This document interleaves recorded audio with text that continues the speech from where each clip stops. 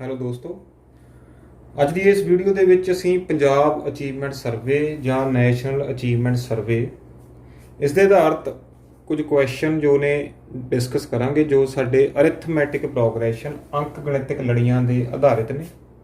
ਜੋ ਅੰਕ ਗਣਿਤਕ ਲੜੀਆਂ ਨੇ ਉਹਨਾਂ ਦੇ ਵਿੱਚ ਜੋ ਉਹਨਾਂ ਦਾ ਨੈਕਸਟ ਪਦ ਹੁੰਦਾ ਹੈ ਜਾਂ ਤਾਂ ਕੁਝ ਖਾਸ ਸੰਖਿਆ ਜੋੜ ਕੇ ਜਾਂ ਘਟਾ ਕੇ ਪ੍ਰਾਪਤ ਹੁੰਦਾ ਹੈ, ਤੇ ਉਹ ਜੋ ਖਾਸ ਸੰਖਿਆ ਹੈ ਉਹ ਫਿਕਸ ਹੁੰਦੀ ਹੈ ਥਰੂ ਆਊਟ, ਤੇ ਉਸ ਨੂੰ ਅਸੀਂ ਕੀ ਬੋਲਦੇ ਹਾਂ, ਸਾਂਝਾ ਅੰਤਰ ਬੋਲਦੇ ਹਾਂ।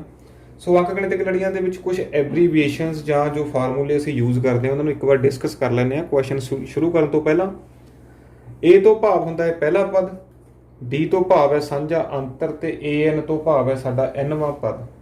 S ਜੋ ਹੈ ਜੋੜ ਦੇ ਲਈ ਯੂਜ਼ ਹੁੰਦਾ ਹੈ, ਤੇ L ਆਖਰੀ ਪਦ ਦੇ ਲਈ ਵਰਤਿਆ ਜਾਂਦਾ ਹੈ। ਜੇਕਰ ਅਸੀਂ ਕੋਈ nਵਾਂ ਪਦ ਪਤਾ ਕਰਨਾ ਹੈ ਤਾਂ ਉਸ ਦੇ ਲਈ ਸਾਡੇ ਪਾਸ ਸੂਤਰ ਹੁੰਦਾ ਹੈ A ਜਮਾ n ਘਟਾਓ 1 ਗੁਣਾ D। A ਤੋਂ ਭਾਵ ਪਹਿਲਾ ਪਦ, nਵਾਂ ਪਦ, ਜਿਨਵਾਂ ਪਦ ਵੀ ਅਸੀਂ ਪਤਾ ਕਰਨਾ ਹੈ, ਉਸ ਤੋਂ ਇੱਕ ਘੱਟ ਕਿਸ ਦੇ ਨਾਲ ਗੁਣਾ ਕਰਨਾ ਹੈ, ਸਾਂਝੇ ਅੰਤਰ ਦੇ ਨਾਲ ਗੁਣਾ ਕਰਨਾ ਹੈ। Sn ਦੇ ਸਾਡੇ ਪਾਸ ਦੋ ਫਾਰਮੂਲੇ ਨੇ। Sn ਬਰਾਬਰ ਹੈ n/2 ਗੁਣਾ ਬ੍ਰੈਕਟ ਦੇ ਵਿੱਚ 2a ਪਲੱਸ n ਘਟਾਓ 1 ਗੁਣਾ D। ਇਸੇ ਤਰ੍ਹਾਂ Sn ਦੇ ਲਈ ਸਾਡੇ ਪਾਸ ਫਾਰਮੂਲਾ ਇੱਕ ਹੋਰ ਹੈ n/2a ਪਲੱਸ L ਤੋਂ ਭਾਵ ਸਾਡਾ ਆਖਰੀ ਪਦ, ਜੇਕਰ ਇਹ ਸਾਨੂੰ ਦਿੱਤਾ ਹੋਵੇ। ਅਸੀਂ ਉਹਨਾਂ ਹਾਲਾਤਾਂ ਦੇ ਵਿੱਚ ਇਸ ਫਾਰਮੂਲੇ ਦੀ ਵਰਤੋਂ ਕਰਦੇ ਹਾਂ। ਇਸੇ ਤਰ੍ਹਾਂ ਇਹ ਦੋ ਫਾਰਮੂਲੇ ਜੋ ਤੁਹਾਡੇ PAS ਜਾਂ NAS ਜਾਂ NTSE PSTSE ਦੇ ਵਿੱਚ ਕਾਫੀ ਕੰਮ ਆਉਂਦੇ ਨੇ। ਪਹਿਲੀਆਂ n ਪ੍ਰਾਕ੍ਰਿਤਿਕ ਟਾਂਕ ਸੰਖਿਆਵਾਂ ਦਾ ਜੋੜ ਬਰਾਬਰ ਹੁੰਦਾ ਹੈ n ਦੀ ਘਾਤ 2। ਸਪੋਜ਼ ਤੁਸੀਂ 1 3 5 7 9 ਪਹਿਲੀਆਂ 5 ਟਾਂਕ ਸੰਖਿਆਵਾਂ ਜੋੜਦੇ ਹੋ ਤਾਂ ਉਹਨਾਂ ਦਾ ਜੋੜ ਕੀ ਹੋਏਗਾ, 5 ਦੀ ਘਾਤ 2, 5 5 25। ਇਸੇ ਤਰ੍ਹਾਂ ਪਹਿਲੀਆਂ n ਪ੍ਰਾਕ੍ਰਿਤਿਕ ਜਿਸਤ ਸੰਖਿਆਵਾਂ ਦਾ ਜੋੜ ਹੁੰਦਾ ਹੈ n ਗੁਣਾ n ਪਲੱਸ 1। ਜਿਵੇਂ ਤੁਸੀਂ ਜੋੜਨਾ ਹੋਵੇ 2 4 6 8 10 ਨੂੰ, ਤਾਂ 5 ਸੰਖਿਆਵਾਂ ਨੇ, ਤਾਂ 5 ਗੁਣਾ ਉਸ ਤੋਂ ਨੈਕਸਟ ਨੰਬਰ 6 5 6 ਕੇ 30। ਸੋ ਉਹਨਾਂ ਦਾ ਜੋੜ ਕੀ ਆਏਗਾ, ਸਾਡੇ ਪਾਸ 30 ਆਏਗਾ। ਕੁਐਸਚਨ ਨੰਬਰ 1 ਦੇ ਵਿੱਚ ਸਾਨੂੰ ਦਿੱਤਾ ਹੈ ਜੇਕਰ A23 ਘਟਾਓ A19 ਭਾਵ 23ਵੇਂ ਪਦ ਦੇ ਵਿੱਚੋਂ ਅਸੀਂ 19ਵਾਂ ਪਦ ਘਟਾਈਏ ਤਾਂ ਸਾਨੂੰ 24 ਪ੍ਰਾਪਤ ਹੁੰਦਾ ਹੈ, ਤਾਂ AP ਦਾ ਸਾਂਝਾ ਅੰਤਰ ਕੀ ਹੋਵੇਗਾ, ਭਾਵ D ਪੁੱਛਿਆ ਗਿਆ ਸਾਨੂੰ।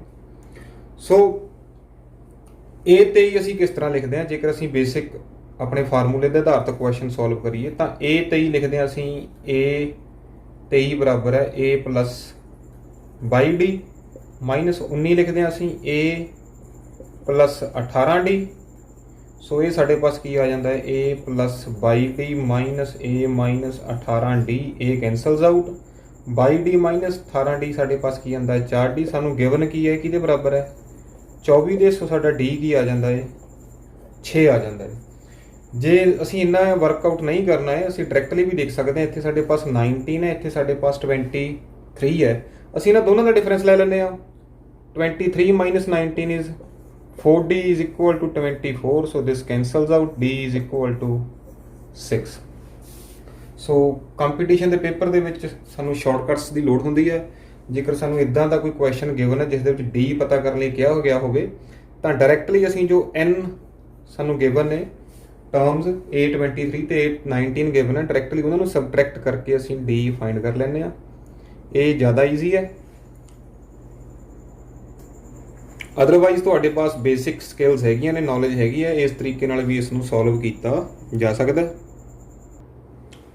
ਕੁਐਸਚਨ ਨੰਬਰ 2 ਦੇ ਵਿੱਚ ਸਾਡੇ ਪਾਸ ਇੱਕ AP ਹੈ ਜਿਸ ਦੀਆਂ 3 ਟਰਮਸ ਨੇ ਸਾਡੇ ਪਾਸ। ਜੇਕਰ 6/5 A4 AP ਵਿੱਚ ਹੋਣ ਤਾਂ A ਦਾ ਮੁੱਲ ਕੀ ਹੋਵੇਗਾ। ਸੋ ਇਹ ਵੀ ਅਸੀਂ ਦੋ ਤਰੀਕਿਆਂ ਨਾਲ ਕਰ ਸਕਦੇ ਹਾਂ। ਡਿਫਰੈਂਸ ਅਸੀਂ ਕਿਸ ਤਰ੍ਹਾਂ ਫਾਈਂਡ ਕਰਦੇ ਹਾਂ, A2 ਮਾਈਨਸ A1 ਜਾਂ A3 minus A2, A2 minus A1 A minus 6/5 is equal to A3 minus A2। ਤੀਸਰੀ ਟਰਮ ਦੇ ਵਿੱਚੋਂ ਦੂਸਰੀ ਟਰਮ ਮਾਈਨਸ ਕਰੀਏ ਅਸੀਂ, ਇੱਥੇ ਦੂਸਰੀ ਦੇ ਵਿੱਚੋਂ ਅਸੀਂ ਪਹਿਲੀ ਕਰੀਏ ਮਾਈਨਸ ਕਰੀਏ। ਦੋਵਾਂ ਤੋਂ ਜੋ ਸਾਨੂੰ ਡਿਫਰੈਂਸ ਆਉਣਾ ਚਾਹੀਦਾ ਉਹ ਬਰਾਬਰ ਹੋਣਾ ਚਾਹੀਦਾ। ਇਹ ਅਸੀਂ ਇੱਕ ਸਾਈਡ ਕਲੈਕਟ ਕਰ ਲੈਂਦੇ ਹਾਂ, A ਨੂੰ right hand side left hand side ਲੈ ਕੇ ਜਾਵਾਂਗੇ ਤਾਂ A ਪਲੱਸ A, ਇਸ ਨੂੰ ਅਸੀਂ ਰਾਈਟ ਹੈਂਡ ਸਾਈਡ ਲੈ ਕੇ ਜਾਂਦੇ ਹਾਂ। ਸੋ 4 ਪਲੱਸ 6/5। ਇੱਥੇ ਬਟਰਫਲਾਈ ਮੈਥਡ ਅਪਲਾਈ ਕਰਦੇ ਹਾਂ। ਸੋ 5 into 4 is 20 plus 6/5 5 ਇਹ ਸਾਡਾ ਬਣ ਜਾਂਦਾ ਹੈ 26/5। ਸੋ 2 ਕੈਂਸਲਸ ਆਊਟ। ਸੋ ਸਾਡਾ ਆਨਸਰ ਆ ਜਾਂਦਾ ਹੈ 13/5। ਦੂਸਰਾ ਮੈਥਡ ਕੀ ਹੈ ਸਾਡੇ ਪਾਸ? ਦੂਸਰਾ ਮੈਥਡ ਇਹ ਹੈ ਕਿ ਜਦੋਂ 3 ਟਰਮਸ ਸਾਡੇ ਪਾਸ ਗਿਵਨ ਹੋਣ ਕਿ AP ਦੇ ਵਿੱਚ ਨੇ, ਸ਼ਾਰਟਕਟ ਹੈ, ਤਾਂ ਜੋ ਸਾਡੀ ਮਿਡਲ ਟਰਮ ਹੁੰਦੀ ਹੈ A, this is equal to mean of these two, ਇਹਨਾਂ ਦੀ ਐਵਰੇਜ ਦੇ ਬਰਾਬਰ ਹੁੰਦੀ ਹੈ 4 + 6/5 ਡਿਵਾਈਡਡ ਬਾਈ 2। ਸੋ ਸੇਮ ਹੀ ਬਣ ਗਿਆ ਇੱਥੇ, ਫਟਾਫਟ ਹੋ ਜਾਏਗਾ ਸਾਡਾ butterfly. 20 + 6/5 × 2 that is 26/5 × 2। 2 cancels out, so answer is 13/5। ਸੋ ਇਹ ਟ੍ਰਿਕ ਵੀ ਯੂਜ਼ ਕਰ ਸਕਦੇ ਹੋ ਤੁਸੀਂ ਕਿ ਜੋ ਮਿਡਲ ਟਰਮ ਹੁੰਦੀ ਹੈ ਸਾਡੀ ਇਹ ਵਾਲੀ, ਉਹ ਜੋ ਸਰਾਊਂਡਿੰਗ ਟਰਮਸ ਨੇ ਸਾਡੀਆਂ ਅੱਗੇ ਪਿੱਛੇ ਟਰਮਸ ਨੇ ਉਹਨਾਂ ਦੀ ਮੀਨ ਹੁੰਦੀ ਹੈ। ਸੋ ਇਹਨਾਂ ਦੋਵਾਂ ਨੂੰ ਐਡ ਕਰ ਸਕਦੇ ਹਾਂ ਤੇ 2 ਨਾਲ ਕੀ ਕਰ ਸਕਦੇ ਹਾਂ, ਡਿਵਾਈਡ ਕਰ ਸਕਦੇ ਹਾਂ। ਸੋ ਇਸ ਟ੍ਰਿਕ ਦੇ ਨਾਲ ਵੀ ਤੁਸੀਂ ਪੇਪਰ ਦੇ ਵਿੱਚ ਆਪਣਾ ਕਾਫੀ ਟਾਈਮ ਸੇਵ ਕਰ ਸਕਦੇ ਹੋ। ਇਹ ਸਾਡੇ ਕੋਲ ਬੇਸਿਕ ਜੋ ਸਕਿੱਲ ਹੈ, ਬੇਸਿਕ ਨੌਲੇਜ ਹੈ, ਅਸੀਂ ਉਸ ਦੇ ਨਾਲ ਇਸ ਨੂੰ ਸੋਲਵ ਕੀਤਾ ਹੈ। ਇਸ ਦੇ ਵਿੱਚ ਅਸੀਂ ਡਿਫਰੈਂਸ ਲਿਆ, ਕਾਮਨ ਡਿਫਰੈਂਸ, ਕਿ ਅਸੀਂ ਕਿਸੇ ਵੀ ਜਗ੍ਹਾ ਤੋਂ ਕਾਮਨ ਡਿਫਰੈਂਸ ਫਾਈਂਡ ਕਰ ਸਕਦੇ ਹਾਂ, ਚਾਹੇ ਫਸਟ 2 ਟਰਮਸ ਤੋਂ ਫਾਈਂਡ ਕਰੀਏ ਜਾਂ ਅਸੀਂ ਨੈਕਸਟ 2 ਟਰਮਸ ਤੋਂ ਫਾਈਂਡ ਕਰੀਏ। ਕਾਮਨ ਡਿਫਰੈਂਸ ਸਾਡਾ ਕੀ ਹੋਏਗਾ, ਸੇਮ ਹੋਏਗਾ। ਕੁਐਸਚਨ ਨੰਬਰ 3 ਦੇ ਵਿੱਚ ਸਾਨੂੰ ਪੁੱਛਿਆ ਗਿਆ ਹੈ ਕਿ ਪਹਿਲੀਆਂ 20 ਜਿਸਤ ਪ੍ਰਾਕ੍ਰਿਤਿਕ ਸੰਖਿਆਵਾਂ ਦਾ ਜਿਹੜਾ ਜੋੜ ਹੈ ਉਹ 20 ਟਾਂਕ ਪ੍ਰਾਕ੍ਰਿਤਿਕ ਸੰਖਿਆਵਾਂ ਦੇ ਜੋੜ ਦਾ k ਗੁਣਾ ਹੈ। ਸੋ ਜਿਸਤ ਸੰਖਿਆਵਾਂ ਦੇ ਜੋੜ ਲਈ ਅਸੀਂ ਫਾਰਮੂਲਾ ਸ਼ੁਰੂ ਦੇ ਵਿੱਚ ਡਿਸਕਸ ਕੀਤਾ ਸੀ ਤੇ ਟਾਂਕ ਦੇ ਵਾਸਤੇ ਵੀ। ਸੋ ਅਸੀਂ ਉਸ ਫਾਰਮੂਲੇ ਦੀ ਵਰਤੋਂ ਕਰਾਂਗੇ ਤੇ k ਦਾ ਮੁੱਲ ਜਿਹੜਾ ਹੈ ਪਤਾ ਕਰਾਂਗੇ। ਸੋ ਪਹਿਲੀਆਂ 20 ਜਿਸਤ ਦੇ ਲਈ ਅਸੀਂ ਕੀ ਫਾਰਮੂਲਾ ਪੜ੍ਹਿਆ ਸੀ, n × n + 1। ਸੋ ਸਾਡੇ ਪਾਸ ਕਿੰਨੀਆਂ ਸੰਖਿਆਵਾਂ ਨੇ, 20। ਸੋ 20 × 20 + 1, ਇਹ ਸਾਡਾ ਕੀ ਬਣ ਗਿਆ, 20 × 21। ਤੇ ਦੂਸਰਾ ਸਾਡੇ ਪਾਸ ਨੇ 20 ਟਾਂਕ। ਸੋ ਟਾਂਕ ਵਾਸਤੇ ਅਸੀਂ ਕੀ ਪੜ੍ਹਿਆ ਸੀ, ਟਾਂਕ ਸੰਖਿਆਵਾਂ ਦਾ ਵਰਗ। ਸੋ ਇਹ ਕੀ ਬਣ ਗਿਆ, 20 ਦੀ ਘਾਤ 2 ਜਾਂ 20 × 20। ਸੋ ਸਾਨੂੰ ਸ਼ਰਤ ਕੀ ਦਿੱਤੀ ਹੈ, ਕੰਡੀਸ਼ਨ ਕੀ ਦਿੱਤੀ ਹੈ ਕਿ ਜੋ ਜਿਸਤ ਸੰਖਿਆਵਾਂ ਦਾ ਜੋੜ ਹੈ ਉਹ ਟਾਂਕ ਸੰਖਿਆਵਾਂ ਦਾ ਕਿੰਨਾ ਹੈ, k ਗੁਣਾ ਹੈ। ਸੋ ਜੋ ਜਿਸਤ ਨੇ ਉਹ ਟਾਂਕ ਦਾ k ਗੁਣਾ ਹੈ, k × 20 × 20। ਸੋ 20 ਕੈਂਸਲ ਜਾਊ। ਸੋ k ਵਾਸਤੇ k ਇਜ਼ ਇਕੁਅਲ ਟੂ, ਦੋਨੋਂ ਸਾਈਡ ਅਸੀਂ 20 ਨਾਲ ਭਾਗ ਕਰ ਲੈਂਦੇ ਹਾਂ। ਸੋ 21/20। ਸੋ ਜੋ ਸਾਡਾ k ਹੋਏਗਾ ਉਹ ਕੀ ਹੋਏਗਾ, 21/20 ਹੋਏਗਾ। ਡੀ ਸਾਡੀ ਆਪਸ਼ਨ ਹੈ।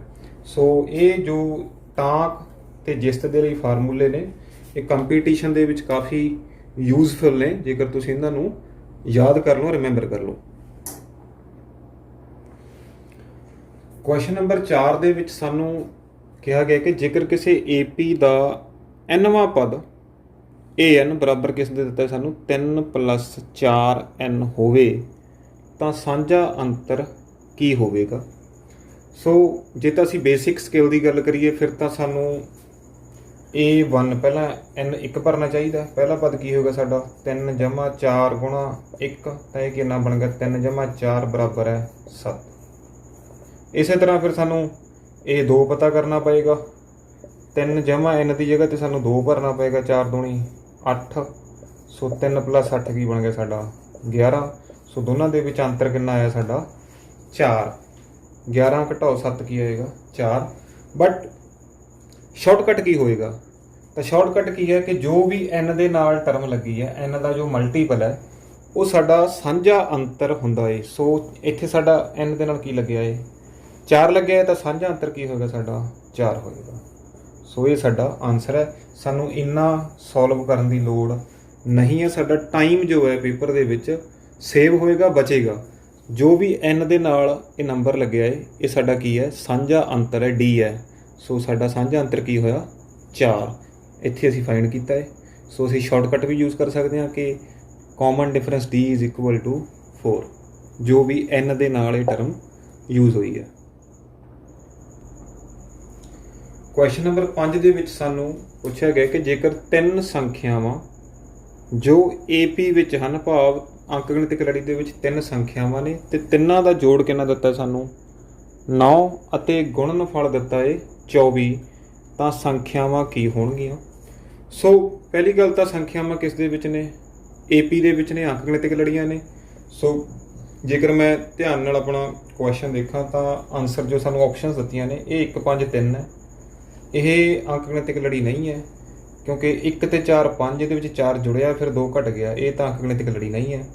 ਇਸੇ ਤਰ੍ਹਾਂ ਇਹ ਹੈ ਸਾਡੇ ਪਾਸ 2 ਤੇ 6 8, 8 ਤੋਂ ਬਾਅਦ 4 ਘਟ ਗਿਆ, ਸੋ ਇਹ ਵੀ ਸਾਡੀ ਅੰਕ ਗਣਿਤਕ ਲੜੀ ਨਹੀਂ ਹੈ। ਸਾਡੇ ਪਾਸ 2 ਆਪਸ਼ਨਸ ਰਹਿ ਗਈਆਂ ਨੇ। ਸੋ ਇਹਨਾਂ ਦੇ ਵਿੱਚ ਕੀ ਕਿਹਾ ਗਿਆ ਕਿ ਤਿੰਨੇ ਜੋ ਟਰਮਸ ਇਹਨਾਂ ਦਾ ਜੋੜ ਕਿੰਨਾ ਹੋਣਾ ਚਾਹੀਦਾ 9। ਸੋ 2 ਤੇ 4 6 ਤੇ 6 12, ਇਹਦਾ ਜੋੜ 12 ਹੈ। 2 3 5 4 9, ਇਸ ਦਾ ਜੋੜ 9 ਹੈ। ਤੇ ਗੁਣਨਫਲ ਜੇਕਰ ਮੈਂ ਚੈੱਕ ਕਰਾਂ ਤਾਂ 2 ਤੀਏ 6, 6 ਚੌਕੇ 24। ਸੋ ਸਾਡਾ ਆਨਸਰ ਕੀ ਹੈ? ਇਹ ਹੈ। ਇਹ ਅੰਕ ਗਣਿਤਕ ਲੜੀ ਵੀ ਹੈ। ਇਹਦੇ ਵਿੱਚ ਅੰਤਰ ਕਿੰਨੇ ਦਾ? 1 ਦਾ, 2 ਜਮਾ 1 3, 3 ਜਮਾ 1 4, ਇਹਨਾਂ ਨੂੰ ਜੋੜ ਕੇ 9 ਆਉਂਦਾ ਹੈ ਤੇ ਗੁਣਾ ਕਰਕੇ 24 ਆਉਂਦਾ ਹੈ। ਸੋ ਸਾਡਾ ਆਨਸਰ ਕੀ ਹੋਇਆ? B 2 3 4। ਸੋ ਕਈ ਕੁਐਸਚਨ ਸਾਨੂੰ ਪੇਪਰ ਦੇ ਵਿੱਚ ਇੱਦਾਂ ਦੇ ਮਿਲਦੇ ਨੇ ਕਿ ਸਾਨੂੰ ਆਪਣੀ ਕਾਮਨ ਸੈਂਸ ਯੂਜ਼ ਕਰਨੀ ਪੈਂਦੀ ਹੈ। ਤੁਹਾਨੂੰ ਜੋ ਫਾਰਮੂਲੇਜ਼ ਨੇ AP ਦੇ ਵਿੱਚ ਕਿ ਜੋੜ ਦਾ ਫਾਰਮੂਲਾ ਹੈ ਜਾਂ AN ਦਾ ਫਾਰਮੂਲਾ ਹੈ, ਉਹਨਾਂ ਦੀ ਲੋੜ ਨਹੀਂ ਪੈਂਦੀ। ਕੁਐਸਚਨ ਨੰਬਰ 6 ਦੇ ਵਿੱਚ ਸਾਨੂੰ ਇੱਕ ਅੰਕ ਗਣਿਤਕ ਲੜੀ ਦਿੱਤੀ ਗਈ ਹੈ। 3 ਤੇ 5 8 ਤੇ 5 13 ਅੰਕ ਗਣਿਤਕ ਲੜੀ ਹੈ। ਇਸ ਦੇ ਵਿੱਚ ਸਾਨੂੰ ਪੁੱਛਿਆ ਗਿਆ ਕਿ ਇਸ ਲੜੀ ਵਿੱਚ ਅੰਤਿਮ ਪਦ ਤੋਂ 20ਵਾਂ ਪਦ ਕੀ ਹੋਵੇਗਾ। ਭਾਵ ਸਾਨੂੰ ਅੱਗੇ ਤੋਂ 20ਵਾਂ ਪਦ ਨਹੀਂ ਪੁੱਛਿਆ ਗਿਆ, ਜੋ ਕਿ ਸਾਡੇ ਯੂਜ਼ੂਅਲ ਕੁਐਸਚਨ ਹੁੰਦੇ ਨੇ। ਸਾਨੂੰ ਇੱਥੋਂ 20ਵਾਂ ਪਦ ਪੁੱਛਿਆ ਜਾਂਦਾ ਹੈ ਕਿ ਸ਼ੁਰੂ ਤੋਂ 20ਵਾਂ ਪਦ ਕੀ ਹੋਏਗਾ ਲੜੀ ਦੇ ਵਿੱਚ। ਇਸ ਦੇ ਵਿੱਚ ਇੱਕ ਇਹ ਟਰੈਪ ਹੈ ਕਿ ਅੰਤਿਮ ਪਦ ਤੋਂ ਅਸੀਂ ਬੈਕ ਸਾਈਡ ਤੋਂ ਚੱਲਣਾ ਹੈ। ਇੱਥੇ ਤੋਂ 20ਵਾਂ ਪਦ ਕੀ ਹੋਏਗਾ। ਸੋ ਲਾਸਟ ਤੋਂ ਕੋਈ ਪਦ ਪਤਾ ਕਰਨ ਦੇ ਲਈ ਸਾਡੇ ਪਾਸ ਸੂਤਰ ਨਹੀਂ ਹੈ। ਸੋ ਅਸੀਂ ਇਸ ਨੂੰ ਜੋ ਸਾਡਾ ਇਹ ਟਰੈਪ ਸਾਨੂੰ ਦਿੱਤਾ ਗਿਆ ਹੈ, ਇਸ ਵਿੱਚ ਫਸਾਉਣ ਦੀ ਕੋਸ਼ਿਸ਼ ਕੀਤੀ ਗਈ ਹੈ। ਇਸ ਤੋਂ ਬਚਣ ਦੇ ਲਈ ਅਸੀਂ ਕੀ ਕਰਦੇ ਹਾਂ, ਜੋ ਸਾਡੀ AP ਹੈ, ਸਾਡੇ ਪਾਸ ਲਾਸਟ ਟਰਮ L ਗਿਵਨ ਹੈ। ਅਸੀਂ ਆਪਣੀ ਜੋ AP ਹੈ 3 8 13 ਸੋ ਔਨ 253, ਇਸ ਨੂੰ ਅਸੀਂ ਉਲਟਾ ਲੈਂਦੇ ਹਾਂ। ਸੋ ਇਹ ਸਾਡੇ ਪਾਸ ਕੀ ਬਣ ਜਾਏਗਾ 253।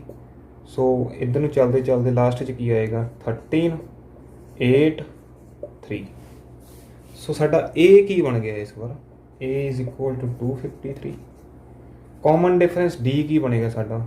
ਸੋ ਇੱਥੇ ਤਾਂ ਅਸੀਂ ਫਾਈਂਡ ਨਹੀਂ ਕਰ ਸਕਦੇ, ਇਮੀਡੀਏਟ ਟਰਮ ਨਹੀਂ ਹੈ, ਅਸੀਂ ਇੱਥੇ ਫਾਈਂਡ ਕਰ ਸਕਦੇ ਹਾਂ। ਸੋ 3 - 8, ਕਾਮਨ ਡਿਫਰੈਂਸ ਸਾਡਾ ਕੀ ਬਣ ਗਿਆ -5। ਤੇ ਸਾਨੂੰ ਇਸ ਸਾਈਡ ਤੋਂ ਪੁੱਛਿਆ ਗਿਆ ਹੈ ਕਿ 20ਵਾਂ ਪਦ ਕੀ ਹੋਏਗਾ। ਸੋ ਹੁਣ ਅਸੀਂ ਇੱਥੋਂ ਸਟਾਰਟ ਕਰ ਰਹੇ ਹਾਂ ਤਾਂ ਇਹਦੇ ਲਈ ਸਾਡੇ ਪਾਸ ਸੂਤਰ ਹੈਗਾ ਹੈ A20 ਕਿਸ ਦੇ ਬਰਾਬਰ ਹੋਏਗਾ? A + 20 - 1 19D। ਸੋ ਇਹ ਸਾਡਾ ਕੀ ਬਣ ਜਾਏਗਾ 2। A ਸਾਡੇ ਪਾਸ 253 ਹੈ ਤੇ D ਸਾਡੇ ਪਾਸ -5 ਹੈ। 19 × -5। ਸੋ ਸਾਡਾ ਆਨਸਰ ਕੀ ਆਏਗਾ 253 - 19 5 95 ਸਾਡੇ ਪਾਸ ਆ ਗਿਆ। ਸੋ A20 ਸਾਡਾ ਕੀ ਬਣ ਜਾਏਗਾ ਬੈਕ ਸਾਈਡ ਤੋਂ 253 - 95 ਸਾਡੇ ਪਾਸ ਕੀ ਆ ਜਾਂਦਾ ਹੈ 158। ਸੋ ਸਾਡੇ ਪਾਸ ਰਾਈਟ ਆਪਸ਼ਨ ਕੀ ਹੈ C। ਸੋ ਲਾਸਟ ਤੋਂ ਅੰਤਿਮ ਪਦ ਤੋਂ 158 ਜੋ ਹੋਏਗਾ 20ਵਾਂ ਪਦ ਹੋਏਗਾ। ਇਸ ਸਾਈਡ ਤੋਂ ਅਸੀਂ ਵਾਪਸ ਚੱਲਣਾ ਹੈ। ਸੋ ਬੈਕ ਸਾਈਡ ਤੋਂ ਪਦ ਪਤਾ ਕਰਨ ਦੇ ਲਈ ਸਾਡੇ ਪਾਸ ਫਾਰਮੂਲਾ ਨਹੀਂ ਹੈ। ਸੋ ਉਸ ਚੀਜ਼ ਨੂੰ ਓਵਰਕਮ ਕਰਨ ਦੇ ਲਈ ਅਸੀਂ ਜੋ ਸਾਡੀ ਅੰਕ ਗਣਿਤਕ ਲੜੀ ਹੈ ਇਸ ਨੂੰ ਅਸੀਂ ਉਲਟਾ ਲਿਆ ਹੈ। ਇੱਥੇ ਜੋ ਅੰਤਿਮ ਪਦ ਸੀ ਉਸ ਨੂੰ ਅਸੀਂ ਪਹਿਲਾ ਪਦ ਬਣਾ ਲਿਆ ਹੈ ਤੇ ਜੋ ਪਹਿਲਾ ਪਦ ਸੀ ਉਸ ਨੂੰ ਅਸੀਂ ਅੰਤਿਮ ਬਣਾ ਲਿਆ ਹੈ। ਤਾਂ ਸਾਡੇ ਪਾਸ A ਬਦਲ ਗਈ ਹੈ, A ਸਾਡੇ ਪਾਸ 253 ਆ ਗਿਆ। D ਅਸੀਂ ਇੱਥੋਂ ਪਤਾ ਕਰ ਸਕਦੇ ਹਾਂ -5 ਹੋ ਗਿਆ ਹੈ। ਸੋ ਸਾਨੂੰ ਇਸ ਸਾਈਡ ਤੋਂ 20ਵਾਂ ਪਦ ਪੁੱਛਿਆ ਗਿਆ ਹੈ ਤਾਂ ਅਸੀਂ ਜੋ ਸਾਡਾ ਫਾਰਮੂਲਾ ਹੈ ਉਹ ਯੂਜ਼ ਕਰਕੇ ਅਸੀਂ ਲਾਸਟ ਤੋਂ 20ਵਾਂ ਪਦ ਪਤਾ ਕਰ ਲਿਆ। ਸੋ ਇਹ ਸਾਡਾ ਕੀ ਆਇਆ 158 ਆਇਆ। ਉਮੀਦ ਹੈ ਤੁਹਾਨੂੰ ਕੁਐਸਚਨ ਸਮਝ ਆਏ ਹੋਣਗੇ। ਜੇਕਰ ਵੀਡੀਓ ਅੱਛੀ ਲੱਗੇ ਤਾਂ ਵੀਡੀਓ ਨੂੰ ਲਾਈਕ ਤੇ ਸ਼ੇਅਰ ਜ਼ਰੂਰ ਕਰੋ। ਨੈਕਸਟ ਵੀਡੀਓ ਦੇ ਵਿੱਚ ਅਸੀਂ ਅੰਕ ਗਣਿਤਕ ਲੜੀਆਂ ਦੇ ਆਧਾਰਿਤ ਕੁਝ ਹੋਰ ਕੁਐਸਚਨ ਲੈ ਕੇ ਤੁਹਾਡੇ ਅੱਗੇ ਹਾਜ਼ਰ ਹੋਵਾਂਗੇ। ਹੋਰ ਵੀ ਵਧੇਰੇ ਵੀਡੀਓਜ਼ ਦੇ ਲਈ ਸਾਡੇ ਚੈਨਲ ਨੂੰ ਸਬਸਕ੍ਰਾਈਬ ਕਰੋ। ਚੈਨਲ ਤੇ ਆਉਣ ਲਈ ਧੰਨਵਾਦ।